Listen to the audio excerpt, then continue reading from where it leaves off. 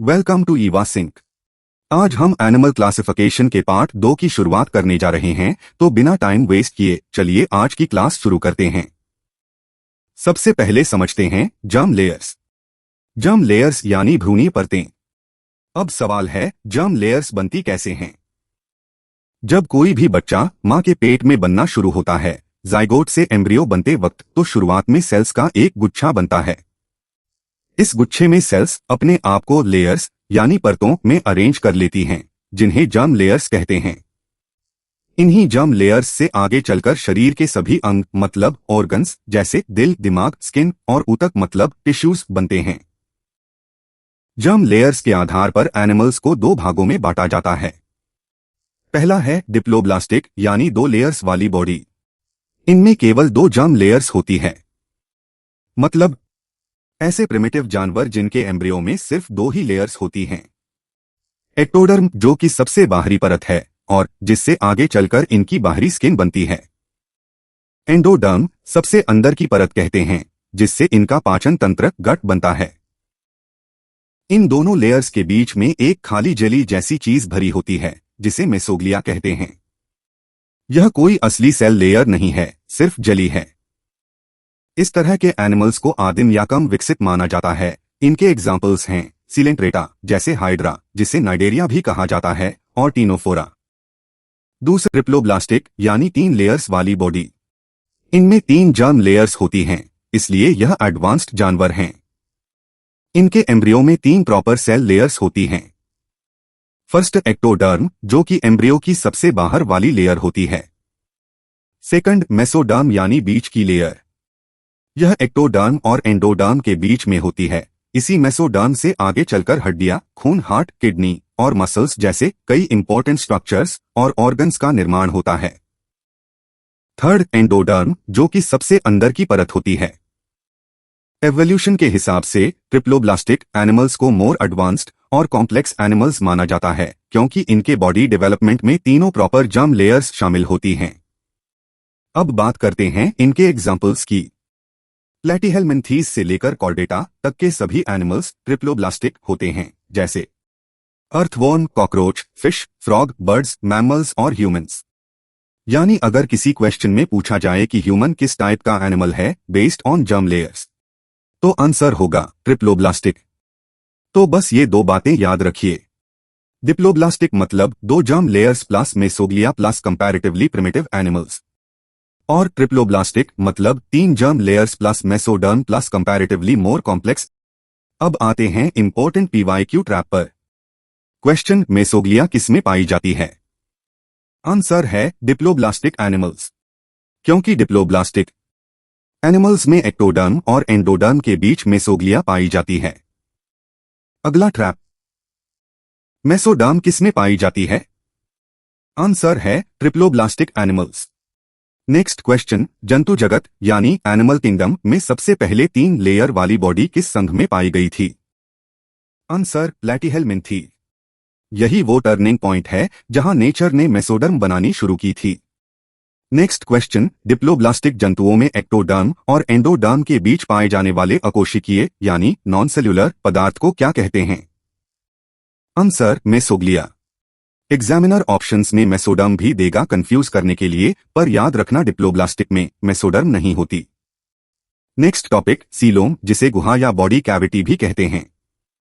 बहुत आसान भाषा में समझते हैं कि सीलोम आखिर होता क्या है।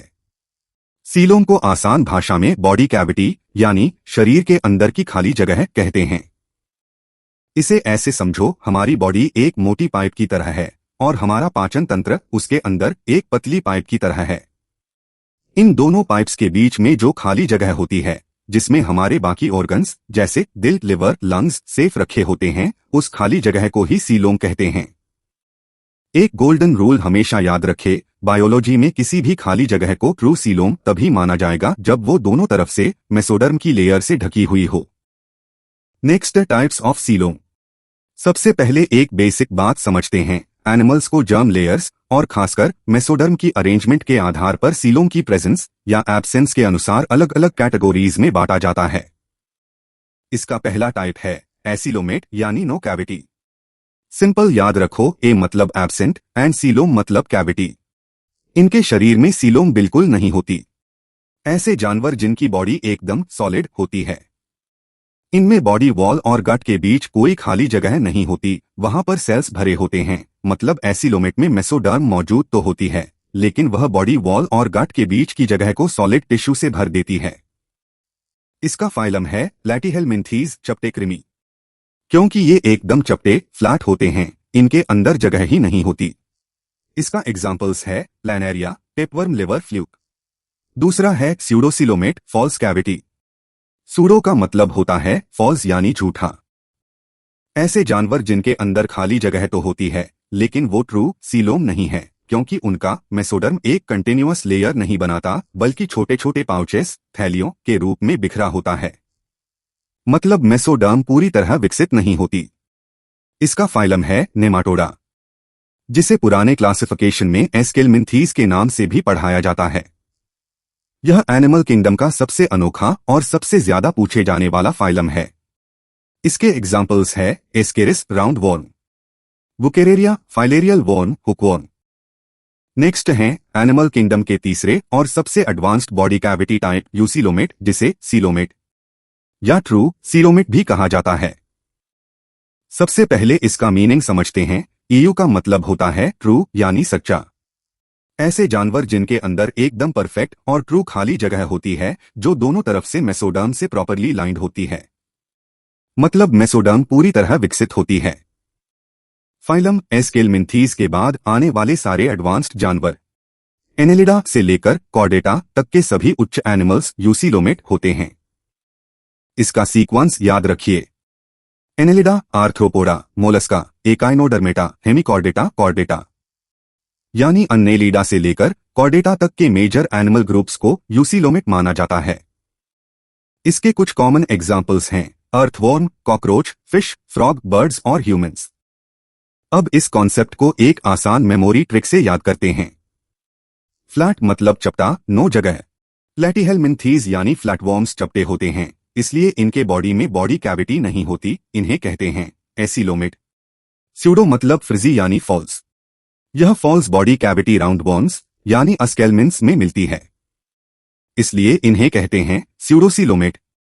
और अब सबसे आसान एनेलिडा से असली। ए से एनेलिडा और ए से असली। एनेलिडा से लेकर ह्यूमंस तक ट्रू बॉडी कैविटी पाई जाती है, इसलिए ये कहलाते हैं यूकोएलोमेट।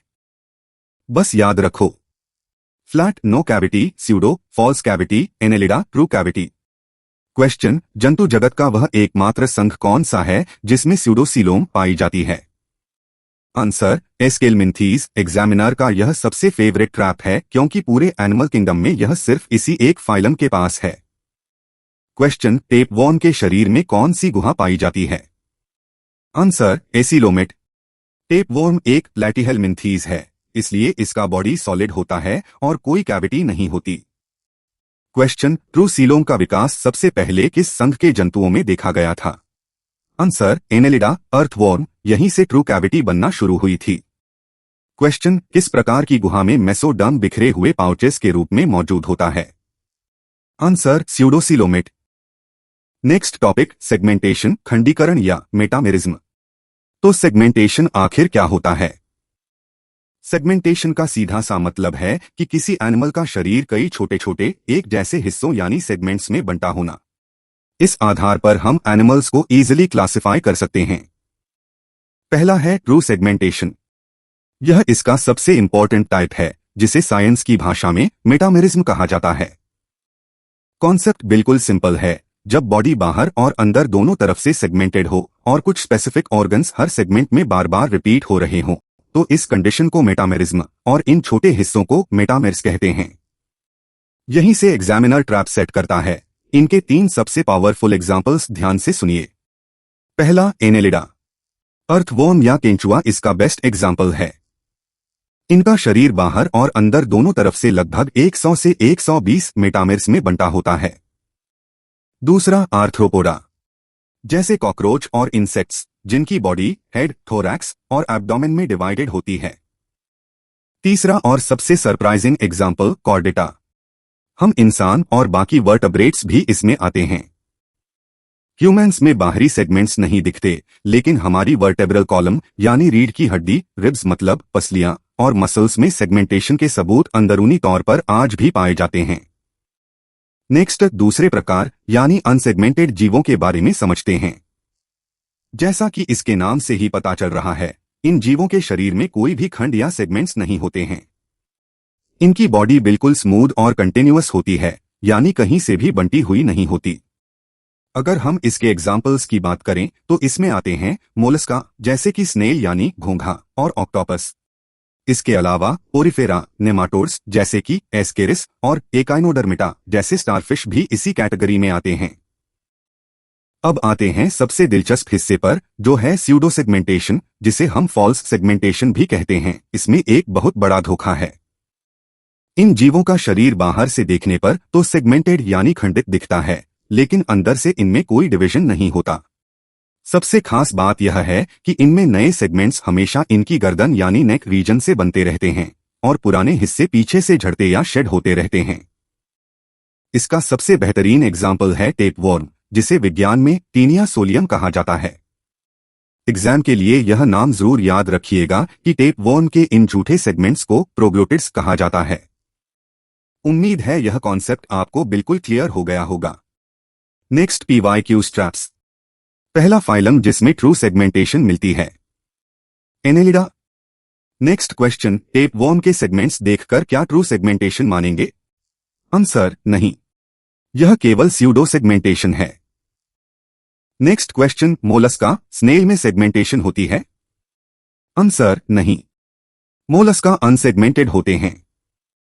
एक बात हमेशा याद रखें, अन्नेलिडा से ट्रू सेगमेंटेशन शुरू होती है। नेक्स्ट क्वेश्चन, मेटामेरिक सेगमेंटेशन किस जीव की मुख्य विशेषता है? Answer earthworm, phylum Annelida. Next question, tapeworm के शरीर में पाया जाने वाला सेगमेंटेशन किस प्रकार का होता है?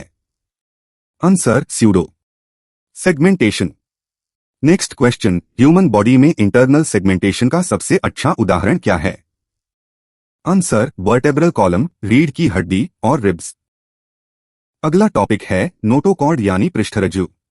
आइए इसे आसान भाषा में विस्तार से समझते हैं। सबसे पहले समझते हैं कि नोटोकॉर्ड क्या होता है। नोटोकॉर्ड एक छड़ या डंडे के जैसी लचीली संरचना होती है। यह एनिमल के एम्ब्रियो यानी भ्रूण बनने के समय उसकी पीठ की तरफ यानी डोर्सल साइड में बनती है। याद रखिए, यह मेसोडर्म से बनती है। इसका मुख्य काम शरीर को सहारा देना और मसल्स को जुड़ने के लिए एक आधार प्रदान करना है। इसी नोटोकॉर्ड के होने या न होने के आधार पर पूरी दुनिया के जानवरों को दो बड़े हिस्सों में बांटा गया है। पहला है नॉन कॉर्डेट्स। इन एनिमल्स में उनकी पूरी लाइफ साइकिल में कभी भी नोटोकॉर्ड यानी रीढ़ की प्रारंभिक संरचना नहीं बनती है। इसके एग्जाम्पल्स हैं फाइलम पोरिफेरा, स्पंज से लेकर एकिनोडर्मटा, स्टारफिश तक के सारे जानवर जैसे कि इंसेक्ट्स, अर्थवॉर्म और स्नेल्स। दूसरा है कॉर्डेट्स। इन एनिमल्स के जीवन की किसी न किसी स्टेज में नोटोकॉर्ड जरूर पाई जाती है। कॉर्डेट्स की भी तीन मुख्य कैटेगरीज होती हैं। Number 1 urochordata. इनमें नोटोकॉर्ड केवल लार्वल स्टेज में पूंछ में पाई जाती है, जैसे एस्सीडिया। Number 2 cephalochordata. इनमें नोटोकॉर्ड हेड से लेकर टेल तक फैली होती है और यह पूरी लाइफ रहती है, जैसे एम्फिक्सस। नंबर 3 वर्टब्राटा, कशेरुकी। हम ह्यूमंस और दूसरे वर्टब्रेट्स में नोटोकॉर्ड केवल एम्ब्रियोनिक स्टेज में होती है। अब ध्यान दीजिए, यहाँ आता है सबसे बड़ा एग्जाम ट्रैप। अक्सर लोग सोचते हैं कि नोटोकॉर्ड सीधे वर्टेब्रल कॉलम यानी रीढ़ की हड्डी में बदल जाती है, लेकिन ऐसा नहीं है। वर्टब्रेट्स में वर्टेब्रल कॉलम इसके आसपास डेवलप होती है और नोटोकॉर्ड अधिकांशतः डिसअपीयर हो जाती है। अडल्ट वर्टब्रेट्स में केवल नोटोकॉर्ड के कुछ रेमनेंट्स ही बाकी रह सकते हैं। अब नॉन कॉर्डेट्स वर्सेस कॉर्डेट्स दोनों के डिफरेंसेस को एक ही जगह क्लियरली समझते हैं इस टेबल के थ्रू। इसमें हम समझेंगे कॉर्डेट्स और कॉर्डेट्स के बीच के 5 मेन डिफरेंसेस को, जो हर एग्जाम के पॉइंट ऑफ व्यू से बेहद जरूरी हैं। सबसे पहला अंतर है नोटोकॉर्ड। कॉर्डेट्स में नोटोकॉर्ड बिल्कुल एब्सेंट होती है, यानी इनके जीवन में यह कभी नहीं बनती, जबकि कॉर्डेट्स में यह उपस्थित प्रेजेंट होती है। इनके जीवन के किसी न किसी चरण में नोटोकॉर्ड जरूर पाई जाती है। दूसरा अंतर है नर्वस सिस्टम यानी तंत्रिका तंत्र। कॉर्डेट्स में नर्वस सिस्टम आगे वेंट्रल यानी पेट की ओर होता है, साथ ही यह ठोस और डबल होता है। इसके ठीक विपरीत कॉर्डेट्स में हमारा नर्वस सिस्टम पीछे यानी डोर्सल पीठ की ओर होता है। यह अंदर से खोखला और सिंगल होता है। तीसरा अंतर है हार्ट यानी हृदय की स्थिति। कॉर्डेट्स में यदि हार्ट मौजूद है तो वह पीछे यानी पीठ की ओर स्थित होगा, जबकि कॉर्डेट्स में हमारा हार्ट हमेशा आगे की तरफ यानी सीने पेट की ओर स्थित होता है। चौथा अंतर है गिल स्लिट्स यानी क्लोम छिद्र। कॉर्डेट्स में गिल स्लिट्स पूरी तरह से एब्सेंट होते हैं, लेकिन कॉर्डेट्स में जीवन के किसी न किसी चरण में यह प्रेजेंट जरूर होते हैं। जैसे मछलियों में यह जीवन भर रहते हैं और इंसानों में केवल भ्रूण यानी एम्ब्रियो अवस्था में दिखाई देते हैं। पांचवा और आखिरी अंतर है पोस्ट एनल टेल।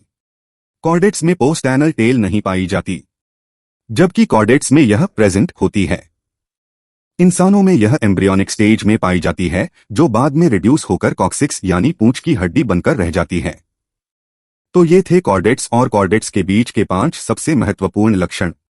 इन पॉइंट्स को याद रखिए, एग्जाम में यहां से सीधे डायरेक्ट क्वेश्चंस पूछे जाते हैं। नेक्स्ट, इससे related PYQ traps. Question, chordates की पहचान, हॉलमार्क कैरेक्टर क्या है? Answer, notochord. Next question, chordates में हार्ट किस दिशा में होता है? आंसर, वेंट्रल पेट की ओर। नेक्स्ट क्वेश्चन, कॉर्डेट्स का नर्व कोड कैसा होता है? आंसर, डोर्सल, हॉलो, खोखला और single. Next question, gill slits क्या केवल मछलियों में होते हैं? आंसर, नहीं, सभी कॉर्डेट्स में जीवन के किसी न किसी चरण में पाए जाते हैं। नेक्स्ट क्वेश्चन, ह्यूमंस में नोटोकॉर्ड का क्या होता है जब वो अडल्ट बनते हैं? आंसर, वर्टेब्रल कॉलम रीढ़ की हड्डी में बदल जाती है। नेक्स्ट क्वेश्चन, इनमें से किस सबफाइलम में नोटोकॉर्ड सिर्फ लार्वा की पूंछ तक सीमित रहती है? Answer, urochordata. Next question, chordates और कॉर्डेट्स के बीच सेंट्रल नर्वस सिस्टम का मेन डिफरेंस क्या है? आंसर, कॉर्डेट्स में सेंट्रल नर्वस सिस्टम डोर्सल पीठ की तरफ और खोखला होता है। नेक्स्ट टॉपिक है ओपन वर्सेस क्लोज्ड सर्कुलेशन यानी खुला बनाम बंद रक्त परिसंचरण। सबसे पहले समझते हैं कि आखिर सर्कुलेशन क्या होता है। बॉडी के अंदर ब्लड का एक जगह से दूसरी जगह फ्लो होना सर्कुलेशन कहलाता है। एक सर्कुलेटरी सिस्टम का मेन काम होता है शरीर के हर भाग तक ऑक्सीजन, न्यूट्रिएंट्स और हार्मोन्स को पहुंचाना और वहां से वेस्ट प्रोडक्ट्स को हटाना। ब्लड सर्कुलेशन के तरीके के आधार पर एनिमल्स में मुख्य रूप से 2 प्रकार के सर्कुलेटरी सिस्टम पाए जाते हैं। तो चलिए सबसे पहले बात करते हैं नंबर 1 ओपन सर्कुलेटरी सिस्टम यानी खुला रक्त परिसंचरण तंत्र समझते हैं। इसके नाम से ही पता चलता है कि इसमें ब्लड के बहने के लिए प्रॉपर नसें, जिन्हें हम ब्लड वेसल्स जैसे आर्टरीज, वेन्स या कैपिलरीज कहते हैं, वो नहीं होती।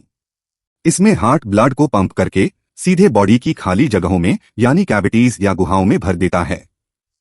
इसका सबसे बड़ा फीचर यह है कि इसमें बॉडी के सारे ऑर्गन्स और सेल्स सीधे खून में डूबे रहते हैं। चलिए इसके कुछ इंपॉर्टेंट फीचर्स को जल्दी से देख लेते हैं। Point number 1 blood pressure. क्योंकि ब्लड खुली जगह में बहता है, इसलिए यहां ब्लड प्रेशर कम यानी लो होता है और ब्लड का फ्लो भी काफी स्लो होता है। Point number 2 capillaries. याद रखिएगा, इस सिस्टम में कैपिलरीज बिल्कुल नहीं होती। Point number 3 efficiency.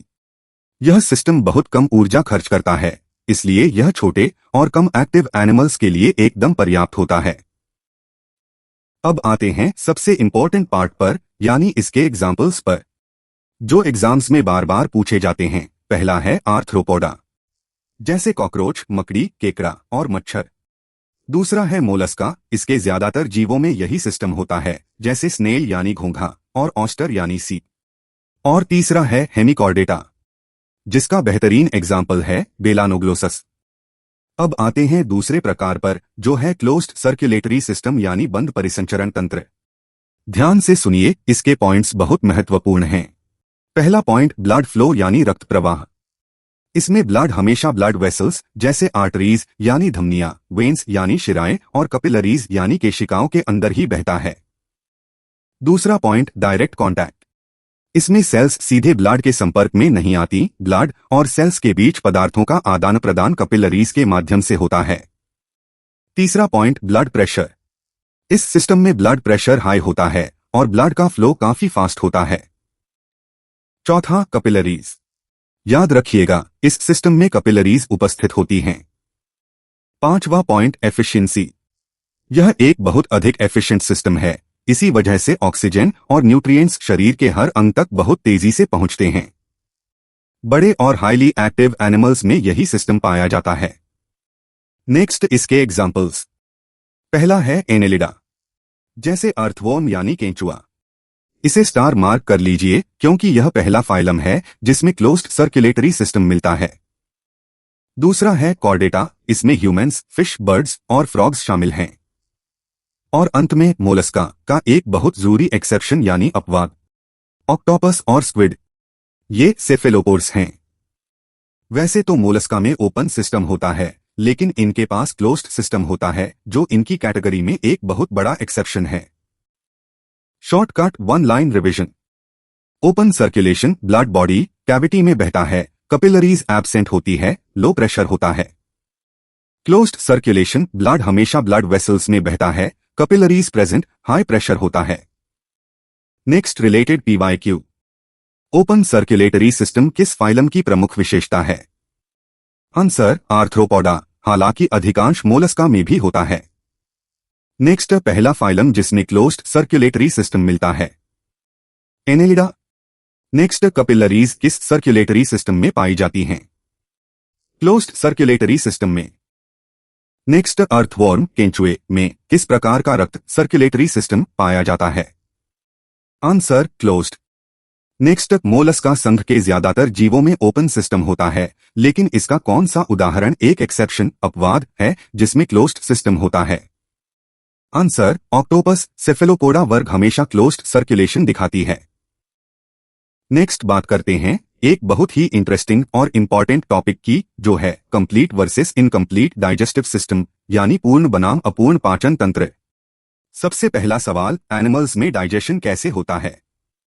और उनके पास खाना खाने और अनपचा खाना यानी वेस्ट बाहर निकालने के लिए कितने रास्ते या ओपनिंग्स हैं? इसी बेसिस पर डाइजेस्टिव सिस्टम को मुख्य रूप से दो कैटेगरीज में बांटा गया है। नंबर 1, इनकम्प्लीट डाइजेस्टिव सिस्टम यानी अपूर्ण पाचन तंत्र, जिसमें सिर्फ एक सिंगल ओपनिंग होती है। और नंबर 2, कंप्लीट डाइजेस्टिव सिस्टम यानी पूर्ण पाचन तंत्र, जिसमें दो अलग अलग ओपनिंग्स होती हैं। चलिए सबसे पहले समझते हैं इनकम्प्लीट डाइजेस्टिव सिस्टम। इसका कॉन्सेप्ट बहुत सिंपल है। इसमें बॉडी कैविटी में बाहर की तरफ खुलने वाला सिर्फ एक ही रास्ता होता है, एक सिंगल ओपनिंग, या जिसे हम एकल छिद्र कहते हैं। अब आप सोचेंगे कि इसका काम क्या है? यही एक अकेला रास्ता माउथ यानी मुंह का काम करता है, जिससे खाना अंदर जाता है। और यही सेम रास्ता एनस यानी गुदा का भी काम करता है, जिससे वेस्ट बाहर निकलता है। इसीलिए इसे ब्लाइंड सैक बॉडी प्लान या अंधकोश शरीर योजना भी कहते हैं। इमेजिन कीजिए एक ऐसी थैली जिसका सिर्फ एक सिरा खुला है, भोजन अंदर भी वहीं से जाएगा और वेस्ट बाहर भी वहीं से आएगा। अब बात करें डाइजेशन टाइप की, तो इनमें एक्स्ट्रा सेल्यूलर यानी कोशिका के बाहर और इंट्रा सेल्यूलर यानी कोशिका के अंदर दोनों तरह का डाइजेशन हो सकता है। लेकिन अगर हम एफिशिएंसी या कार्यक्षमता की बात करें तो ये एक कम एफिशिएंट सिस्टम है, क्योंकि जाहिर सी बात है फ्रेश खाना और वेस्ट दोनों एक ही रास्ते से गुजर रहे हैं। सबसे इंपॉर्टेंट सवाल, ये पहली बार कहां देखने को मिला? यह सबसे पहले सिएंटेरेटा, जिसे हम निडेरिया भी कहते हैं, उसमें मिलता है। और इसके बाद ये प्लैटीहेलमिन्थीस में भी पाया जाता है। इसका पहला एग्जाम्पल है सिलेंटेरेटा से हाइड्रा, और जेलीफिश हाइड्रा के पास हाइपोस्टोम नाम की एक सिंगल ओपनिंग होती है। दूसरा है टीनोफोरा से कोम्ब जेलीफिश, और तीसरा है प्लैटीहेलमिन्थीस यानी फ्लैटवॉर्म्स से प्लैनेरिया और लिवर फ्लूक, जिसे फेशियोला भी कहते हैं। एक छोटा सा नोट याद रखिएगा, पोरिफेरा में कोई डाइजेस्टिव ट्रैक्ट नहीं होता, वहां सिर्फ इंट्रासेल्युलर डाइजेशन होता है। और टेप वॉर्म यानी टेनिया में डाइजेस्टिव सिस्टम पूरी तरह से एब्सेंट होता है, क्योंकि यह अपने होस्ट की आंत इंटेस्टिन से सीधे पचे हुए न्यूट्रिएंट्स एब्जॉर्ब कर लेता है, इसे पचाने की जरूरत ही नहीं पड़ती। तो ये था incomplete digestive system. Next, complete digestive system यानी पूर्ण पाचन तंत्र। कॉन्सेप्ट की बात करें तो कंप्लीट डाइजेस्टिव सिस्टम में डाइजेस्टिव ट्रैक्ट यानी आहार नाल में दो अलग अलग रास्ते या कहें तो टू डिस्टिंक्ट ओपनिंग्स होती हैं। पहला है माउथ, जिसका काम है खाना अंदर लेना, जिसे हम इंजेशन कहते हैं, और दूसरा है एनस, जो अपचित भोजन को बाहर निकालने यानी इजेशन का काम करता है। इसे tube with in A tube body plan यानी नलिका के अंदर नलिका कहा जाता है। इसे ऐसे समझे जैसे आपकी आउटर बॉडी ट्यूब के अंदर एक इनर फूड पाइप फिट हो। अब बात करते हैं इसकी कार्यक्षमता यानी एफिशिएंसी की। यह एक बहुत अधिक एफिशिएंट सिस्टम है क्योंकि इसमें भोजन हमेशा एक ही दिशा में यानी वन वे डायरेक्शन में आगे बढ़ता है। यह सबसे पहले फाइलम अस्केलमेंट्स या नेमाटोडा, जिन्हें हम राउंड वॉर्म्स भी कहते हैं, उनमें देखा गया था। इनमें एक बहुत ही वेल डेवलप्ड मस्कुलर फेरिंक्स पाया जाता है। इसके कुछ महत्वपूर्ण एग्जाम्पल्स हैं। अस्केलमेंट्स राउंड वॉर्म्स, जिसमें आते हैं एस्केरिस और पिनवॉर्म, एनेलिडा जैसे अर्थवॉर्म और जोंक, आर्थ्रोपोडा जैसे इंसेक्ट्स, कॉकरोच और प्रॉन झींगा, मोलस्का जैसे स्नेल्स और ऑक्टोपस, एकाइनोडर्मेटा जैसे स्टारफिश, और अंत में कॉर्डेटा, जिसमें फिश, बर्ड्स, एम्फिबियंस, उभयचर, रेप्टाइल्स, सरीसृप और हम ह्यूमंस शामिल हैं। तो यह था कंप्लीट डाइजेस्टिव सिस्टम का पूरा कॉन्सेप्ट। इसे अच्छे से याद रखिए क्योंकि एग्जाम्स में यहां से सीधे प्रश्न बनते हैं। तो इसी के साथ हमारी आज की ये क्लास यही समाप्त करते हैं। मिलते हैं नेक्स्ट क्लास में। जय हिंद।